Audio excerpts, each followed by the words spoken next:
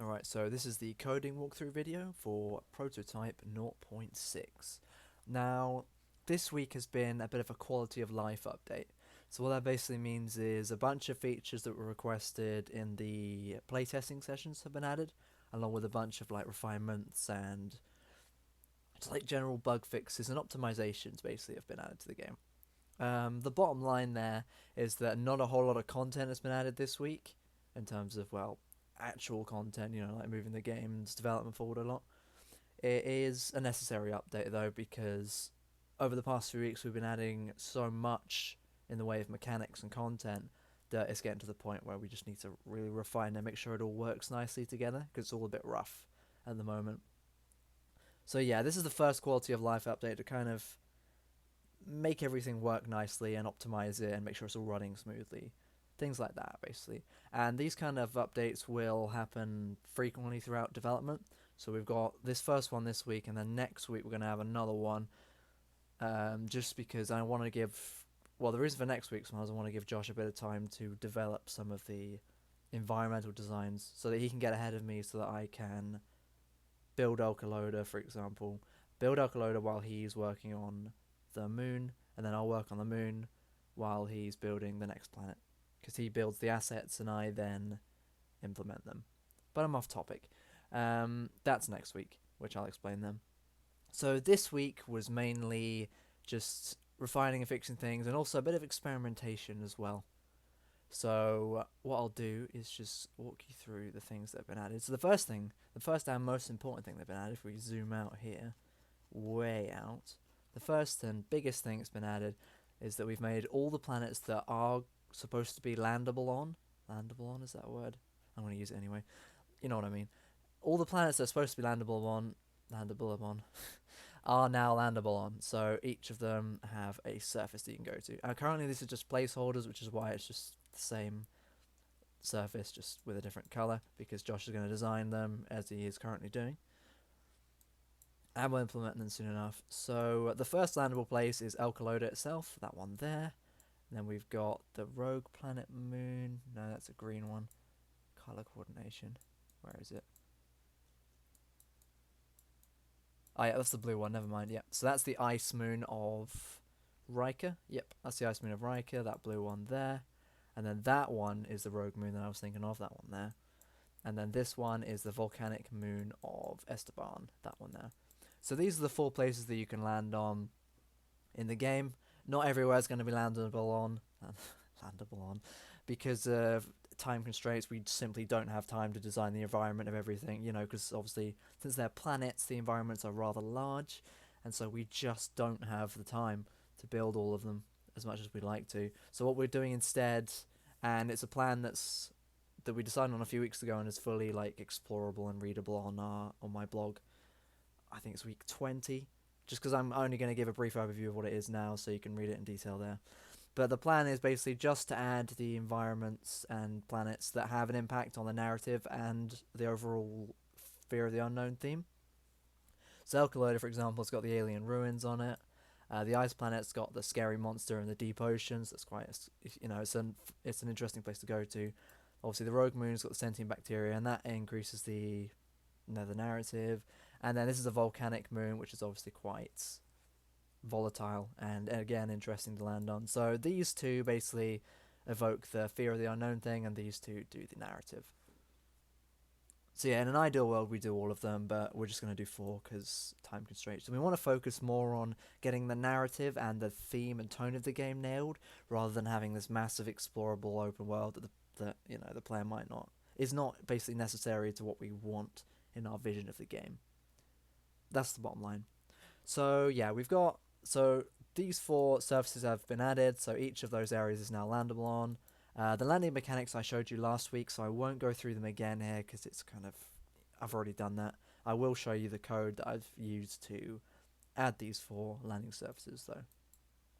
And finally, we've also added all the missing planetary bodies that weren't quite added yet. So a couple of the moons have been added, as well as the rogue planet and its moon.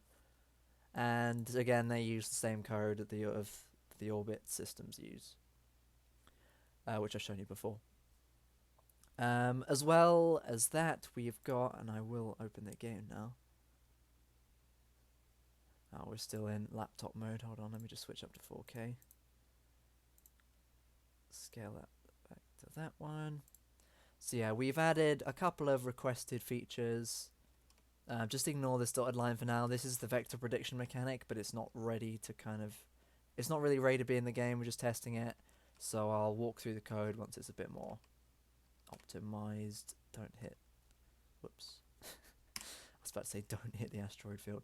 So we've also been testing with asteroid fields, as you can see here. So I've added a few asteroids just to see the performance hits as well as how they work in the game. And it's actually quite fun navigating through them in the ship. But we'll just head over here and I'll walk you through what we've added. So one of the big frustrations that people had in the first playtesting session was that the rotation of the ship was annoying. Because if you hold A to counteract this rotation and stop it, it's still kind of going, and then if you stop it, it kind of starts going in the other direction, and it's never quite stopped. So it was kind of irritating.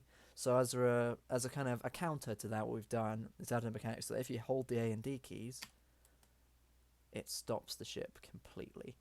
As you can see down up there, it's slowed all the way down to 0. So rotation is now stopped. So that was a requested feature that we have added. Ooh, this is why I'm telling you to ignore this mechanic, because it's really buggy at the moment. I will go through it once it's fully kind of designed, though. As well, the controls of the ship have been slowed down, and so that the rotation is not quite as sensitive as it was, and the game in general has also been slowed down quite a lot because it was a bit fast. But yeah, so that's the main bit that's been added there.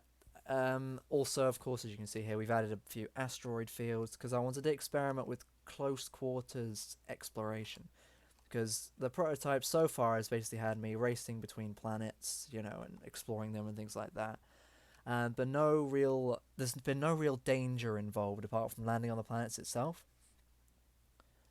And of course, there's nothing in between you and the planet, so you can go as fast as you want and nothing will ever hurt you.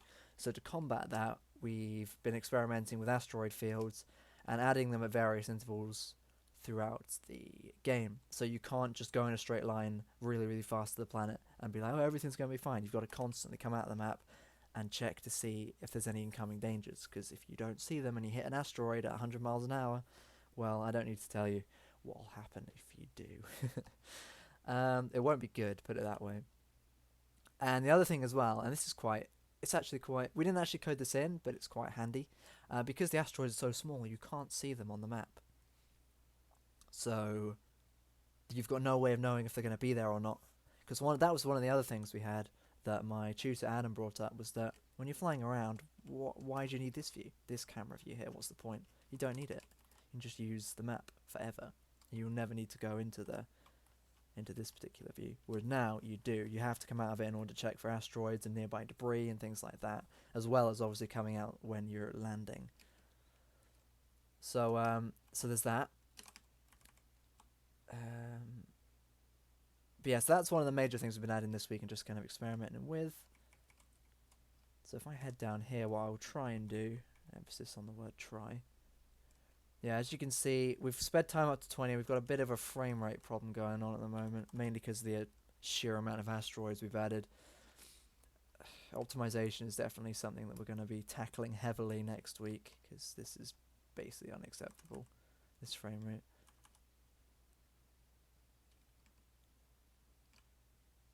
But yeah, so all the planets that are relevant to the story are now landable on. Just going to head down here. I've actually noticed we're going quite fast. Yes, Alcaloda is normally landable on, and still is, but we've already landed on it before, so I'm going to try and land on a different one this time. That's a gas giant. Oh yeah, that was another thing we've added. As you can see in here, the ice moon is inside the gas giant. That was it was unintentional, but actually it's quite cool in navigating towards it, because you have to get through all of this like gas giant stuff. So we just kept it, and oh my god, see what I mean? It's quite scary. We've been tossed around a lot here.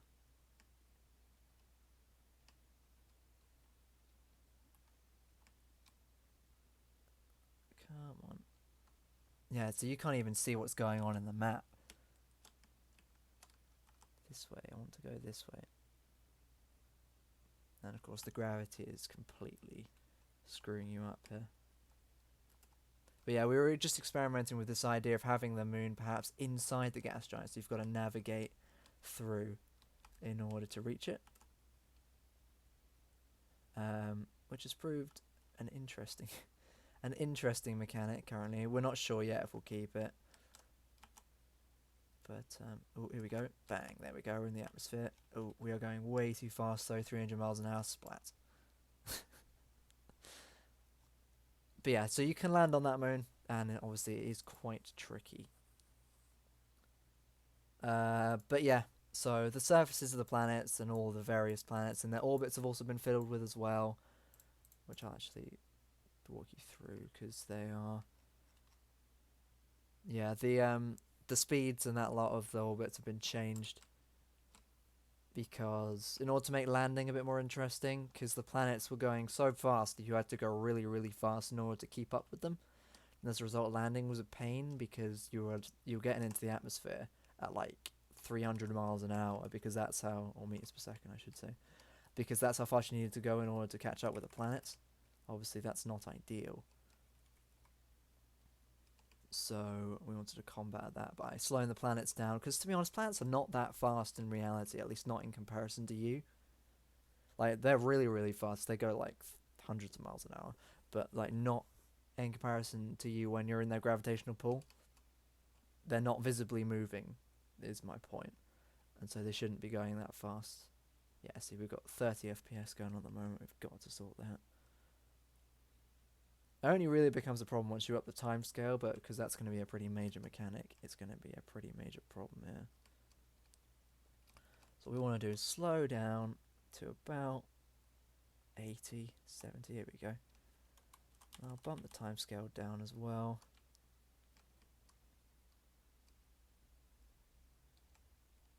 And as you can see here, we are accelerating, so we are caught in Alcaloida's gravitational pull. Just ignore that line. that's the rogue planet being weird. Its orbit isn't quite as fine and yeah as the other ones are. It needs a bit of fiddling, so just ignore that for now. It's a prototype. There are unfortunately some problems that need to be ironed out. Holding W to keep hold of my speed here. But we are entering the gravitational pull of this world. Yeah, we are accelerating quite fast now.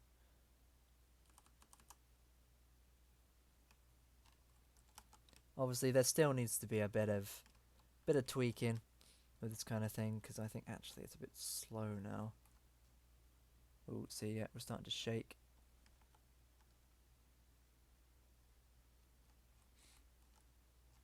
We are definitely caught in the gravitational pull. Yeah, there we go, entering the atmosphere.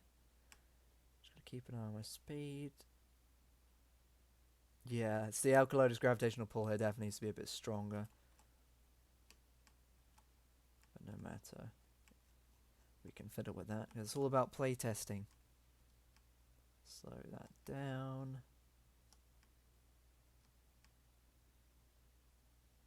38 meters per second. There we go, we're now in the atmosphere of the planet. Yeah, the plan is once Josh does some of the environmental designs for Alcaloida, because it is the first planet we're going to design, we're going to make that transition a bit more seamless, because you can definitely see it. And obviously there will be things in the atmosphere that will kind of screw you up. Or screw you over, I should say, as you try to land. So it won't be quite as easy as I'm demonstrating right now. 15. We want to be under 10, as you might recall from previous prototypes. That is the speed that you need to be at. 10. Yeah, this coding video has been a bit more of a mechanics demonstration more than anything else, mainly because not a massive amount of code has been added, but I will go through that code in just a second once I'm finished showing off how awesome I am at this game. We're almost down.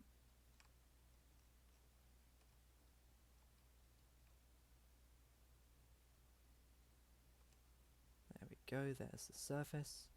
Oh, this place is a bit rocky. I'll try and aim for down there.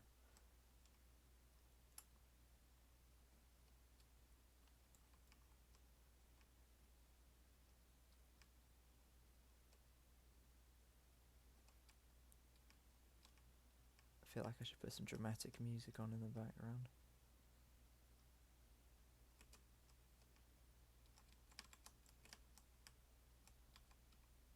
Ooh. Oh, he nailed it. Yeah, not quite sure what's going on with that visual glitching in the background. I don't know if you can see that.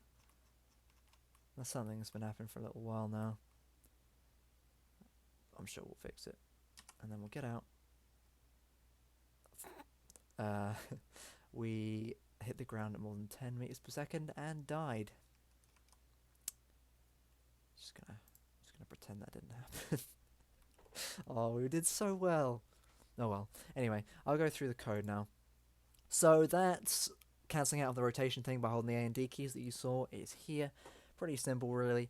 If you hold down the A and D key, the slowing boolean is true, and if you don't, obviously it's false. And then here we've got if you've got fuel and is slowing is false, then do normal rotation. However, if you've got fuel and slowing is true, then when you hold on. Yeah. So if that's the case, then add torque times minus your current rotational velocity. So if your rotational velocity is say 100, then it goes minus in order to kind of cancel out, and then times the delta time in order to kind of lerp it and make it gradually do it rather than just halting and standing still, if you know what I mean. Pretty simple code there. Not a whole lot to it, but it is, Josh and I both agreed, a definitely useful addition to the game because it cancels out so much frustration with spaceflight. And here, it's the same kind of stuff that I showed you in Prototype 0.5.5's walkthrough, except we've just applied it to the remaining 3 landable places.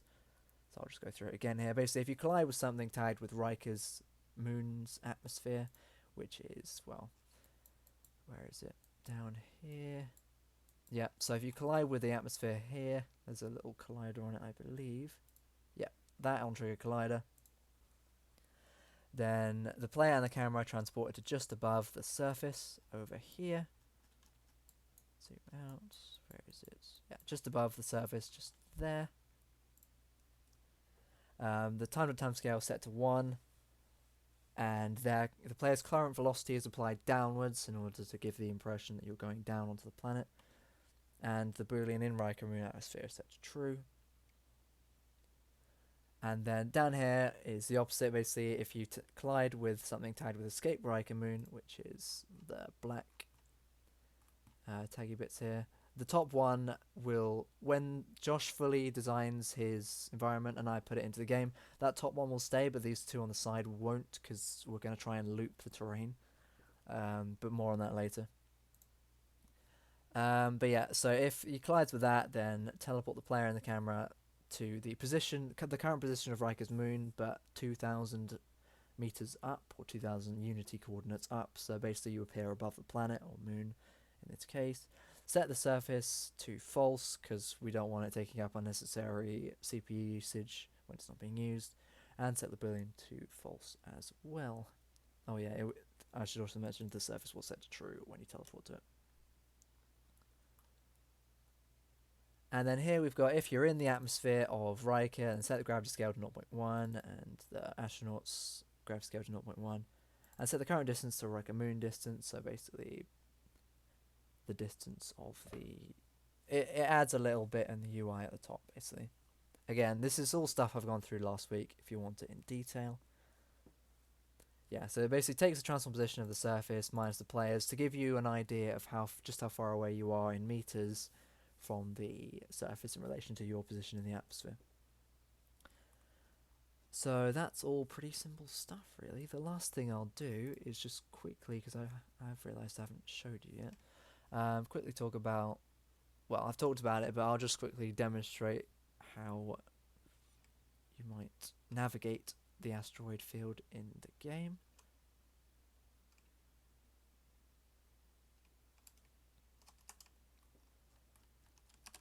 So yeah, this kind of slows down gameplay a lot because you're not going really fast towards a planet anymore. You're just kind of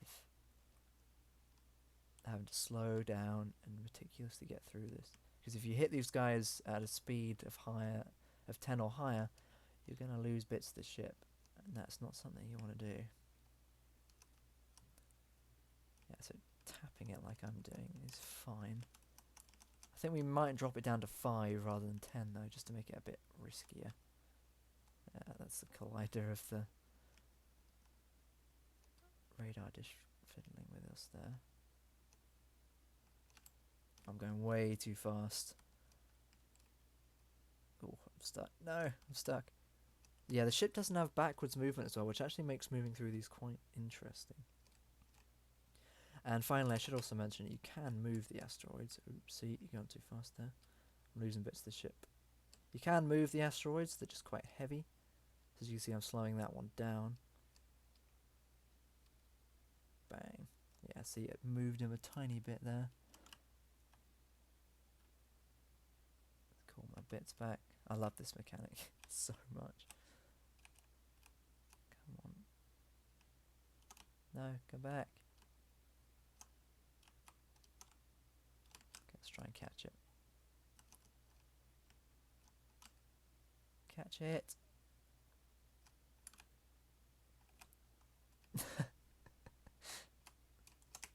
This is going really well for me today.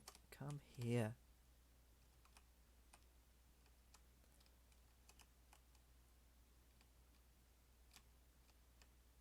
And yeah, the ship is complete and we are lost in space. Where are we? But yeah, so that's the major things that have been added. I did mention it in the patch notes actually, so I will talk about this script. It's not really massively important to the game yet, but it's the beginnings of optimization essentially. So what it does is whatever this is attached to, it's usually asteroids. It takes the distance between whatever object is attached to and the player's current position, and if it's further than 1,000 meters away from the player, the sprite render of it gets disabled. So basically, it's not physically rendered in the game. So what that basically means is if you're further than 1,000 meters away, the game doesn't render this object, or doesn't visually render it anyway. It still renders the physics. But yeah, what that basically means is that it won't have quite so much impact on the CPU as a result. Yeah, currently it doesn't have any impact on physics, although physics, according to this, which I've recently learned about, this profiler, which kind of records CPU usage, things like that. As you can see, physics is orange, and it uses quite a lot of CPU power, so we might have to disable the physics when you're a certain distance away. But that's optimization, and that's probably going to be next week. 0.7, I believe, is the next update. But yeah, sorry, this has been quite a long video, but it's been good to kind of go through all these mechanics and also the plans of what we're going to do and things like that. So next week is another quality of life update, and then the week after that will be fully implementing environmental designs. But yeah, I hope you enjoyed, hope this was insightful in some way, and yeah, thanks for watching.